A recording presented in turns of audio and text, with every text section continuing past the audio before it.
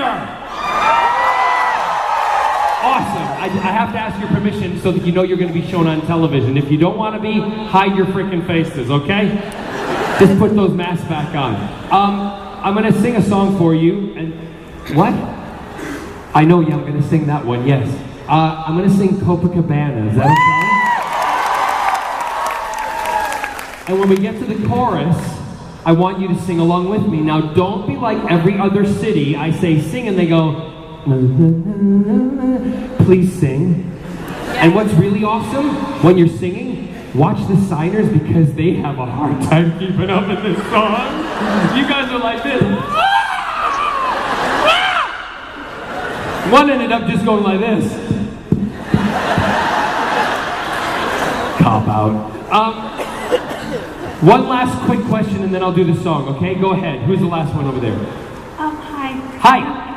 Voice, but no pressure, don't make it a good one, all right? Okay. I've always admired how you're really like a great role model for queer youth, and I'm a teacher and I'm out to my students, so I'm kind of in the same position now, and I was just wondering if you had advice for me. For you being out to your students? And like kind of when students come to me with questions about like trying to figure out identity, about sexuality. How old are your kids? Middle schoolers. Middle schools. Well, unfortunately, although we're very different in this room, and when I'm asked advice by young kids, I tell them honestly, but I'm not a teacher. You have to answer, unfortunately, to a school board, and if you give advice to that student that their parents don't like because they're under 18, then you're in big trouble. What the best way for you to project and to get it across to those students that it's okay to be gay, it's okay to be lesbian, it's okay to be transgender, it's okay to be bisexual, is you live your life openly and honestly as possible, and when your girlfriend, yes? Actually, I'm a trans guy. You're trans, okay, trans guy, sorry, I didn't know. So when your partner comes into the classroom, hold hands, hug, give a peck on the cheek, kiss. Don't be outrageous, but live your life as normally as other normal people think they live their lives. And when that's projected to your students, they'll look at you and they'll go, in their head, oh, if they're struggling, oh my gosh, it's okay. And that's the way that you change things.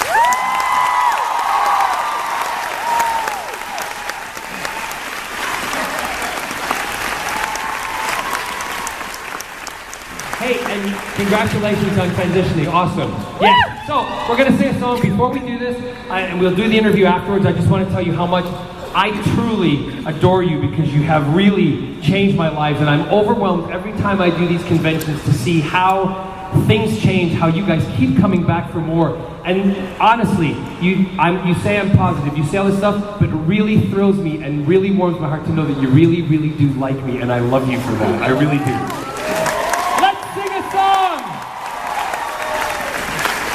I need the words. All right, Kelsey, hit it, baby. I have a hair appointment on Monday. This came up. Color your hair. How we doing? Is it going? Oh, this would be really terrible if it didn't work now. They changed the sound system.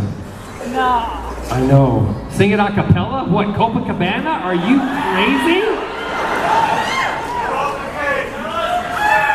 Tell us what? Surgery story! Wait, I can't understand you. Wear the cape? Surgery story! Surgery! So, I'm with my sister, and I woke up with a tummy ache after San Diego Comic-Con, and I woke up with a tummy ache. You don't mind if I run over a little, do you? No! Because if they start kicking us out, we're going to put up a fight, right? Yeah! Is there a panel after me? No! No, well, too bad then, because we're overtaking the world. So I woke up with a tummy ache, and I got a tummy ache, and I turned to my sister and I said, I don't feel kind of well. We're going to be doing our work on our next project. And I said, I'm going to go lie down in bed. I go lie down in bed, and I still have this tummy ache. 3 o'clock in the afternoon, I wake up, I'm vomiting in the sink, nothing coming out. I'm in agony, like somebody's punching me in the stomach over and over again. My sister walked in very calm, but panicking inside, because I haven't been sick before. Touch wood. And she walks in and she's like, She's like, okay. And apparently she walked out of the room and she called my mom and dad. She said, I don't know what to do. He's in there. He's on the floor. He's in agony. My mother, sister, get him to the hospital. So we get in the car. I sit in the car and we're going to the doctor's office first because I wanted to see my own doctor. Because you know, if you just show up at a hospital and they do it without the ambulance and all the insurance goes through the roof, right? So I'm sitting there in the car and I'm driving and I'm in agony and I turn to her and I say, Carol, go faster. Please, I'm in agony. She says, I'm already doing 85 and I'm 20.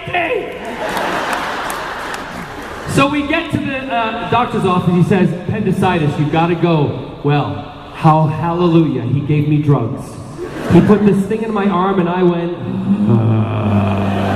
and I said, can my sister drive me to the airport? He said, you're not going to the airport, you're going to the hospital. I said, I don't care where I'm going right now because I'm feeling really good. He said, your sister can't drive you, because if she drives you and you hit a bump and it explodes, who's going to save you? She's executor of the will. She wanted to drive to the goddamn hospital. So we get to the hospital. I'm sitting in the hospital, and the nurse comes in and she says, we're going to put you in the room, Mr. Barrowman. You're going to be fine. We're going to do surgery the next morning, okay? At 6 a.m. I'm still drugged to the hill, and I hit this button next to me, and this little woman showed up. And she went, yes? And I went, I just pressed that button. Before I knew it, she's injecting stuff into my arm. In the what do you call it? The IV. And all of a sudden I went, deeper down in, and I said, what are you doing? She said, every time you push that button, I come in and give you a little more painkiller.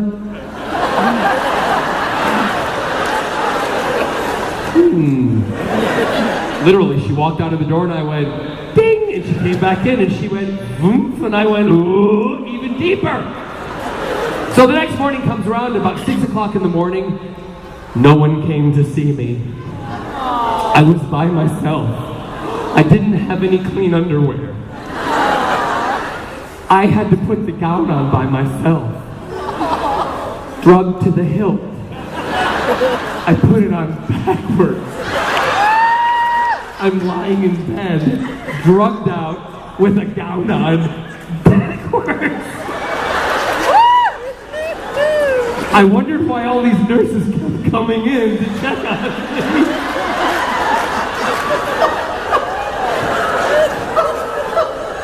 It's 6 o'clock in the morning, this guy walks in and he goes, you gotta get you prepped for surgery. He said, I'm just gonna give you a little something. I said, oh, please give me more. I'm loving it.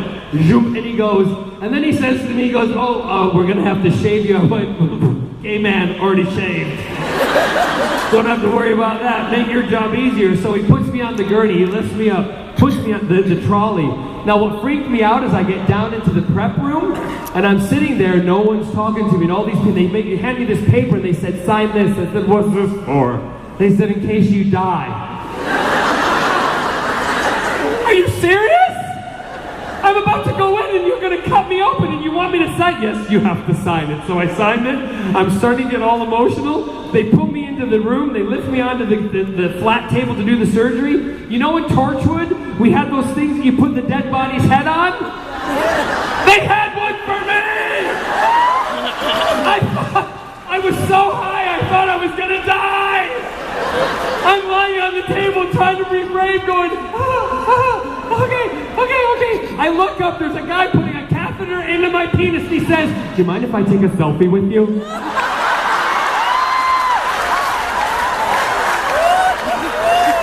I'm like, are you fucking crazy? You're doing this to me, you want a selfie?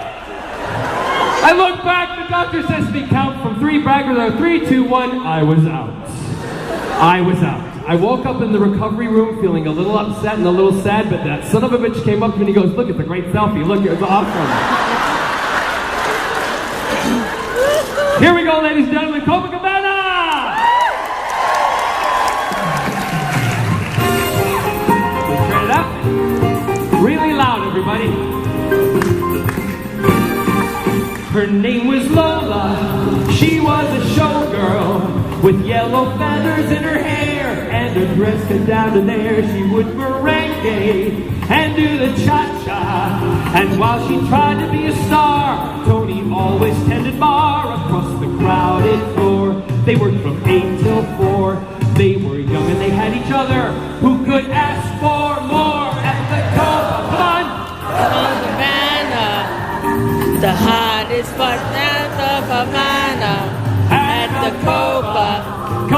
Copacabana. Music and passion were always the fashion at the Copa. They fell in love.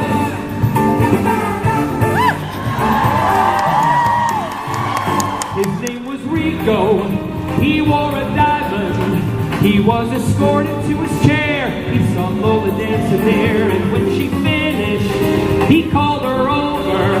But Rico went a bit too far. Tony sailed across the bar, and then the punches flew, and chairs were smashed in two. There was blood and a single gunshot, but just who shot who at the Copacabana?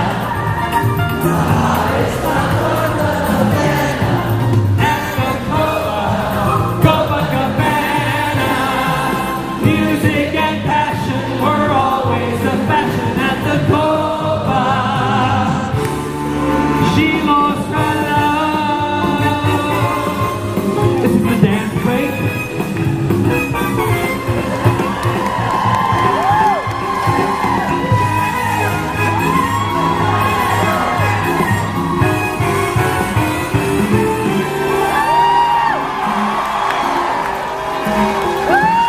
I still can't do this.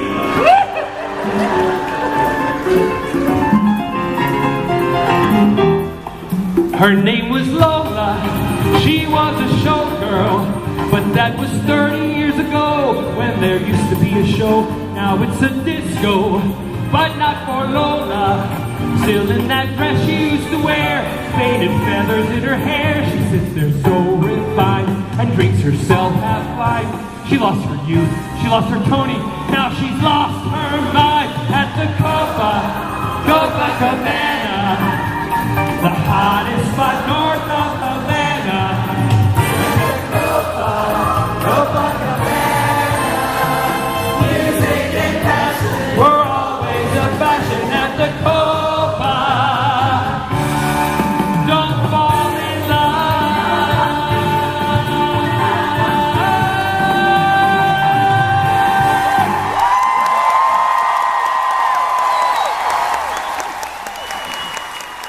Thank you, everybody. I love you. Big round of applause for our singers, everybody. Okay, here we go. Now the interview. Sit down. Here we go. Let me just get myself done for this. It's going to be that camera there. Okay. Oh, let's turn the lights up. All the lights so we can see all the beautiful people. Oh yeah, tomorrow, if you haven't already seen, and you liked what you saw tonight, I'm hosting a disco karaoke evening tomorrow night at the Hard Rock. www.johnbarrowmanevents.com. Look it up. We still have a few tickets left. We'd love to see you there. Okay, we'll let all these people get out. Traitors. I know you gotta go home, don't worry. Atlanta's shut down, you're not going anywhere. Come on over here. You got it. What's your name? Hi, John. I'm Chris. Chris. That's me. Crispy from Dragancon TV. Pleasure to see everyone here with John. Big round of applause for Chris. Is my headdress on right? It looks excellent. Does it? Yeah, it looks good. Are you wearing anything? Did you come up here? No. Are you wearing anything under your kilt? Stand right there. You got it. Oh, hello. There we are. It's all hanging, and I love that. Yes, go ahead. All right, so I've got my pre-recording here. We're going to do a quick little intro, just kind of count it down so we have a port. And I want you guys to be as loud and as reactive. You're an audience. You're here for a purpose, for this beautiful night. I've already done that. I know. All right. Dragancon 2017, John Barrowman here in attendance.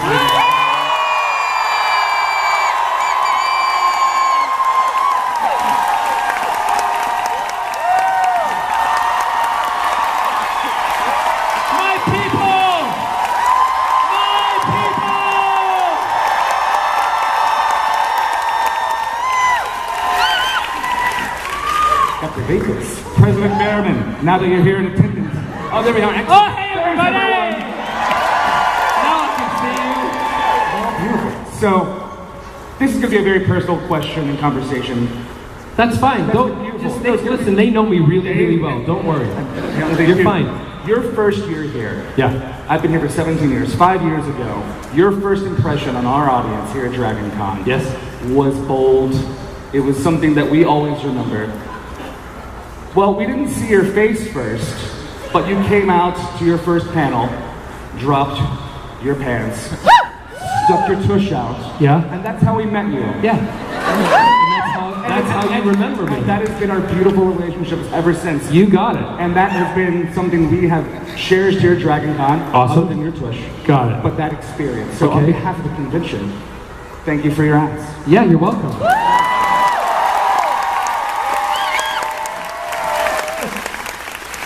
I don't know how to answer that, but follow the star. So you're here for many years now. What has been, this is going to be the obvious question, your favorite experience here at our con in all the years you've been? Well, for those of you who know me, I don't answer favorite questions. You are correct. Yeah, because if I say something is my favorite, I know fans well enough because I'm a fanboy myself and I love to fanboy over other celebrities and things, and if someone says their favorite, I won't let them change their mind. That's exactly right. Because I'll be at another con and be like, that's not what you said, what your favorite was. So I've learned, don't answer favorite questions. But the reason I come back to Dragancon so often is because number one, I'm always invited, and I'm asked. And number two, it's just an awesome time. And I get to be, I mean, come on, I get to do things that I don't normally get to do in my everyday life. Do you think I wear this around the house? Actually, you're right. Scott will come home sometimes and I'll have a little cosplay and I go, what are you doing? Really? I'm like, yeah, really. Get in the pool. Or the jacuzzi. Yeah. So what I love is because I'm amongst, I don't see it as a job, and granted, it's beneficial to all of us when we come here, and we all know that, but what I like to do, this is like coming to a family, and that's what I love about it, because I'm just like you guys. I'm a big nerd, I'm a geek, and I love all this stuff. I'm not one of those who goes, thanks. That's not what this is about. It's all about the love and the embracing of the family. It's about celebrating geekdom. It's about celebrating fandom, and this Dragancon is about you guys.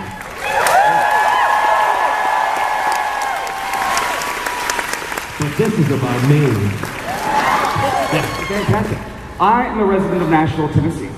I lived in Nashville for a while. And as I'm aware, you recently stopped by playing one of our favorite clubs in Nashville. Yeah.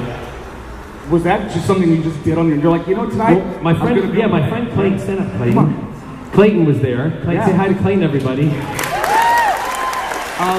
Clayton was helping out that evening. I said, Clayton, you know what I'd love to do? I'd love to go to a show, a drag show. And I want to go and I want to just kind of spontaneously tell everybody I'm going to be there and we'll see if anybody shows up. Well, let me tell you, it was the best night they had at that club ever. And it was packed. And the thing that was awesome is a lot of people who would come to conventions but probably had never been to a drag show or experienced that. Like I was telling in the panel earlier, a young teacher asked me about how she could project being positive, being out with her students at a certain age. And I said the best way is to live your life honestly as possible and in truth. And that evening, a lot of people came up and they said, we've never been to a drag show before, we've never been to a gay club, and it's not as dirty and as seedy as we thought it would be. And I'm like, oh. But they had a great time and they went away with a memory and they said, we're going to do this in our own hometown, which is totally awesome.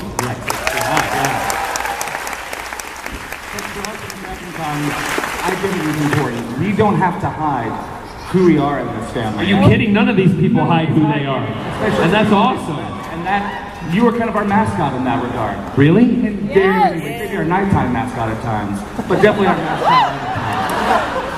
I never say anything that's really blatantly rude except the swear word. I always go a little across the line, but I know when to pull it back, especially when there's kids in the room. Oh, fair enough. And if your kids are 14, you haven't told them about the facts of life, that's your problem, not mine.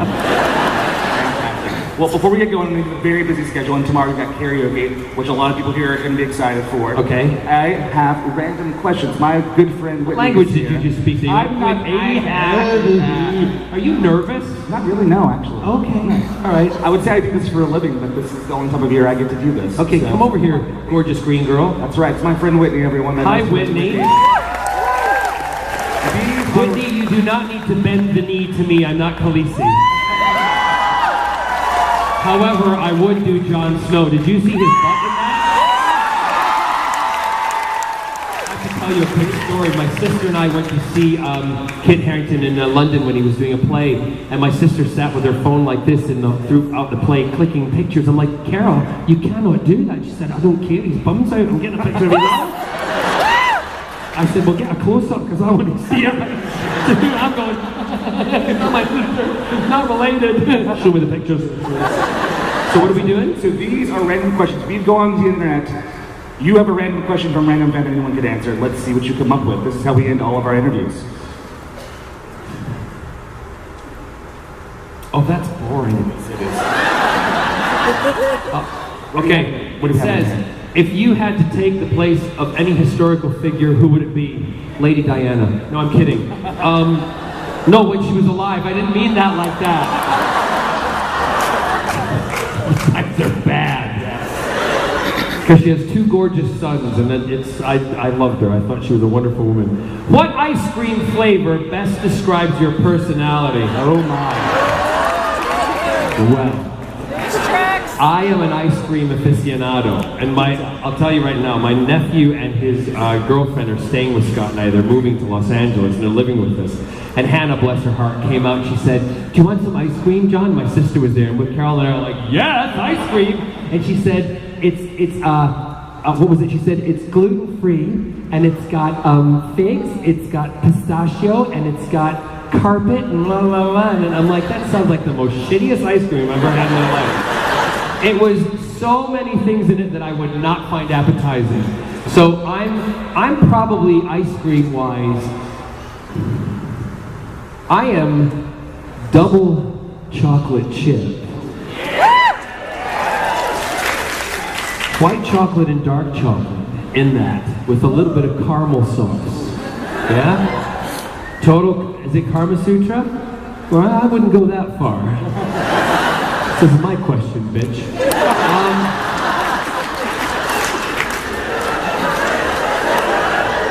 I would go. We're having a standoff. No, I would go double chocolate chip, dark chocolate, white chocolate, caramel sauce, swirled through, and then just because I like to be inclusive, I'd put a cherry on top. John, you sound delicious. Thank you, I am. Trust me. And that is all we have. Thank you so much for your time here, John. You're very welcome. Have fun, Dragancon. Thank you, Dragancon!